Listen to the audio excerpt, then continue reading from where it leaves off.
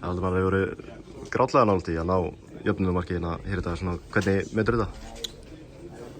Þetta er bara, ég myndi segja að þetta er mjög svekkjandi. Áttu góðan fyrri hálfleik og hefur kannski getað nýta hann aðeins betur en þess að koma út í seinni hálfleikinn og þeir eru bara töluvert betri þarna í byrjun og svo, eins og þú segir, þá komum við tilbaka þarna og svekkjandi að ná allan ekki jöfnunarmarkinu einu, sko.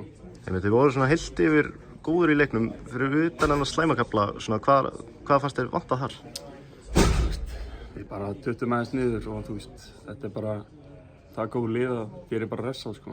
Og við klikkum bara hérna í smá tíma. Ég veit ekki alveg hvað, þú veist, maður ætlar að sjá þetta aftur en þetta er bara svona smá einbeitingarleysi eða eitthvað, ég veit það ekki en það er bara, það er stór hættulegt í svona keppni. Í stöðunni 2-1 manni fleiri, hvað fannst þér vantað þar? Við hefum kannski bara mátt vera aðeins beinskeyttir að koma boltanum inn í teiginn. Bara að reyna að tróða í markinu en við hefum kannski aðeins mikið að dútla með hann. En þú veist, ég ætla að segja það núna en ég bara veit það ekki alveg, ég ætla að skota betur. En núna með 7 stig í sambandsdeildinni, ert þú búinn að fara eitthvað sjálfur að reyna að greina þetta, hvort það ætti að duga eða?